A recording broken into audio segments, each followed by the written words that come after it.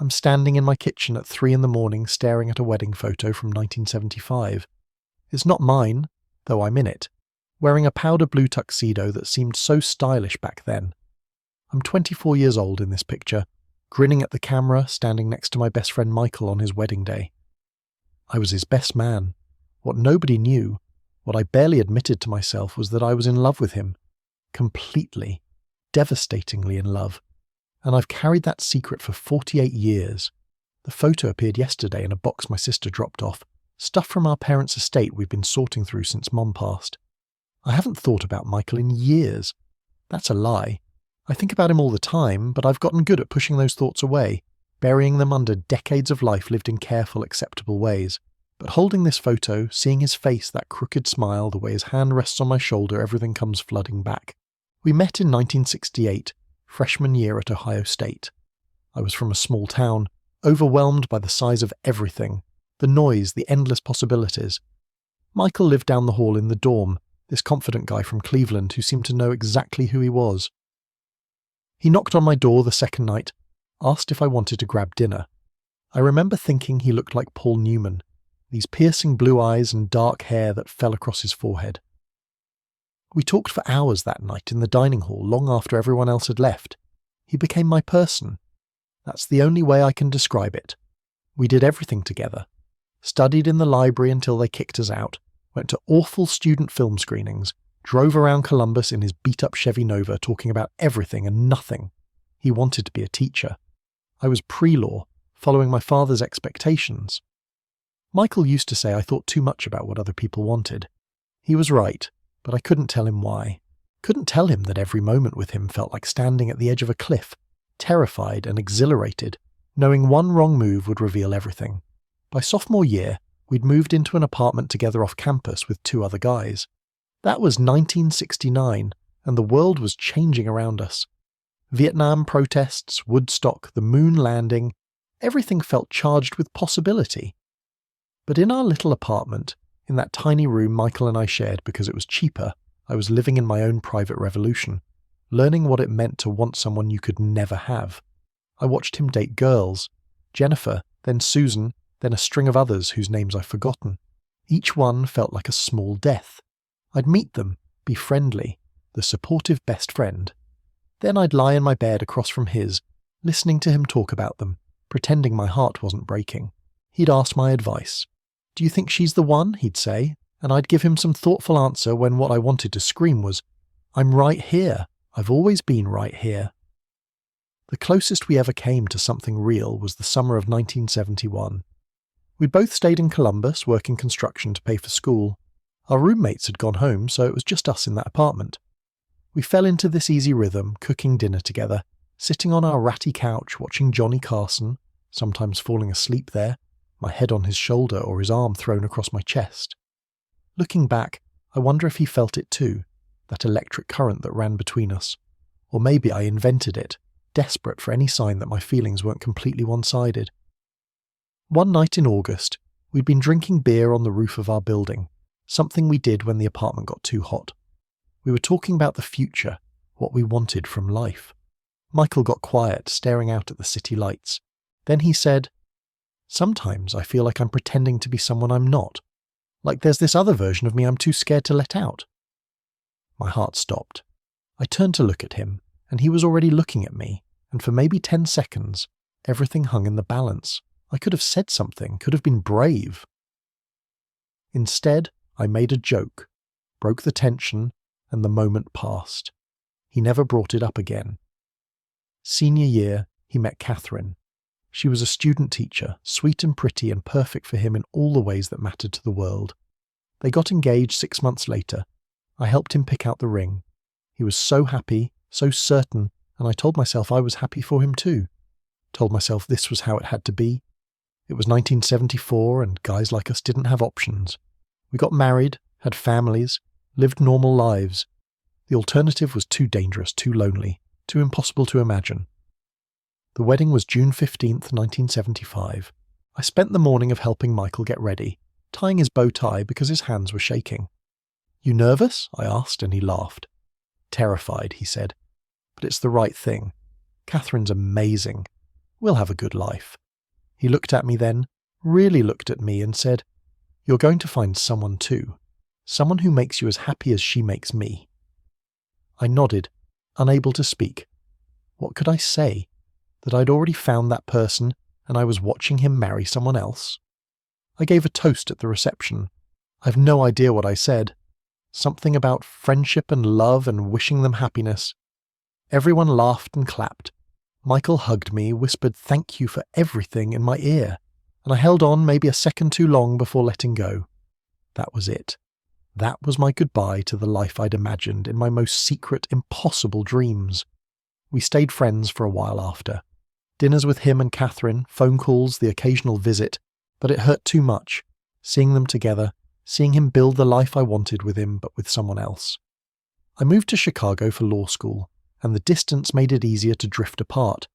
He sent Christmas cards for years, photos of their kids, Jennifer and Thomas, updates about his teaching career. I sent cards back, brief notes about my work, never mentioning the emptiness that followed me everywhere. I dated women, even got engaged once to a woman named Patricia who deserved so much better than what I could give her. She broke it off 3 months before the wedding, said I was never really present, always somewhere else in my head. She was right. I was always back in that apartment with Michael, or on that roof under the stars, living in the moment before I chose silence over truth. The years passed. I built a successful career, made partner at my firm, bought a nice condo in Lincoln Park. I had friends, hobbies, a life that looked full from the outside, but I was lonely in a way that had nothing to do with being alone. I was lonely because I'd spent my entire adult life pretending to be someone I wasn't, and the weight of that pretense had calcified around me until I couldn't remember what it felt like to be genuine. The world changed. Slowly at first, then faster.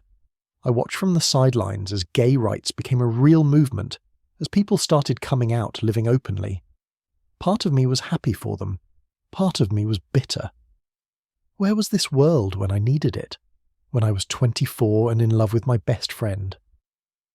By the time things started to shift, I was in my 40s, then 50s, set in my patterns, convinced it was too late for me. I lost track of Michael completely after the Christmas cards stopped coming in the mid-90s. Heard through mutual friends that he and Catherine had divorced, that he'd retired from teaching, moved somewhere out west. I thought about reaching out, but what would I say? "Hi, remember me? Remember that night on the roof when we almost had something real and I was too scared to reach for it? And now here I am, 73 years old, standing in my kitchen at 3 a.m, crying over a photograph from 1975. My sister called it a midlife crisis when I came out to her 5 years ago. "You're 70, not midlife," she joked, trying to make it easier, but she was kind about it, supportive, said she'd always wondered, asked if there was anyone special. I told her no, that ship had sailed decades ago. Looking at this photo, at Michael's hand on my shoulder, at the way we're both smiling, but there's something sad in my eyes. If you look closely, I'm filled with this overwhelming sense of waste. Not regret exactly. I understand why I made the choices I did.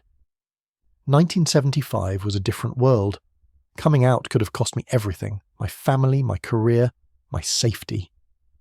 I don't blame my younger self for being afraid, but I mourn for him, for us, for what we could have had if the world had been different, if we'd been braver, if timing and circumstance had aligned. I wonder what my life would look like now if I'd spoken up that night on the roof. If I'd said, "Michael, I feel like I'm pretending too, and the person I'm hiding is someone who loves you." Maybe he would have pulled away, ended our friendship, married Catherine anyway.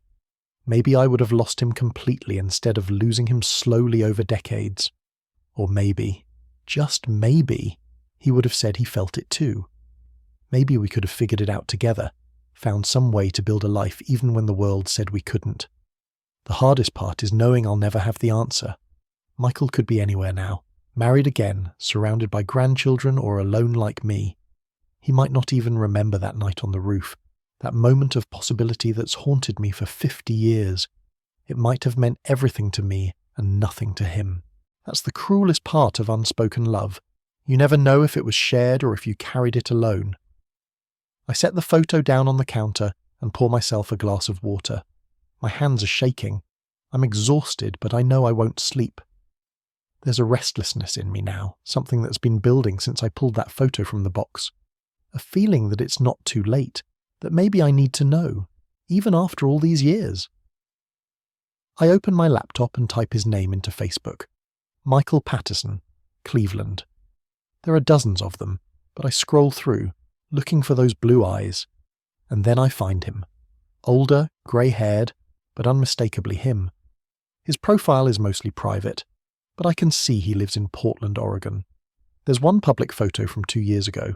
He's hiking, mountains in the background, smiling at the camera. He's alone in the photo, and I tell myself that doesn't mean anything, but my heart is racing. My cursor hovers over the Add Friend button. What am I doing? What? It's been almost 30 years since we last spoke. He probably doesn't think about me at all. Probably doesn't remember half the things I've replayed in my mind 1,000 times. I'm about to close the laptop when I notice something. In his profile photo, zoomed in, there's a small rainbow flag pin on his jacket. I sit back in my chair, stunned. Michael is gay, or bisexual, or queer, or whatever word he uses. He's out. Living openly in a way we never could have imagined in 1975. In a way I'm only just learning to do now. All these years I thought I was alone in my secret. But what if he was carrying the same one? What if we were both too scared to speak, both pretending, both breaking our own hearts to protect ourselves? I click Add Friend before I can talk myself out of it. Then I sit there, staring at the screen, my heart pounding. It's 3:30 in the morning. He's probably asleep. He might not even accept the request, might not remember me, might have his own complicated feelings about our past. But I had to try. After 48 years of silence, I had to reach out. The notification comes through at 6 in the morning. Friend request accepted, and then, immediately, a message. Logan, is this really you? I was just thinking about you. I'm in Chicago next week for my grandson's graduation. Can we get coffee? I read it 3 times, barely breathing. He was thinking about me. After all these years, I've crossed his mind too. I type back, hands shaking. Yes, I'd love that. I have so much to tell you. His response is almost immediate. Me too. I've wanted to talk to you for a long time. There are things I should have said back then. Things I was too scared to say. I close my eyes, and I'm back on that roof in 1971, young and terrified, and full of unspoken love. But I'm also here, now, 73 years old, and finally brave enough to reach for what I want. Maybe it's too late for what we could have had. Maybe too much time has passed. Too much life has been lived separately. But maybe it's not too late for truth, for honesty, for finally saying the words I should have said when we were 24. I look at the wedding photo again, at the two of us frozen in that moment. I should have married him instead. That's the truth I've been avoiding for 48 years. But I can't change the past. All I can do is show up for coffee next week, look him in the eyes, and finally tell him. Tell him that he was everything to me, that I've loved him since 1968, that I'm sorry I was too scared to say it when it mattered, and then, whatever happens, at least I'll know. At least we'll both finally know. The sun is coming up now, golden light filling my kitchen. I feel lighter than I have in years. Terrified, yes, but also hopeful in a way I'd forgotten was possible. In 7 days, I'll see Michael again, and this time I'm going to be brave. This time I'm going to tell him the truth.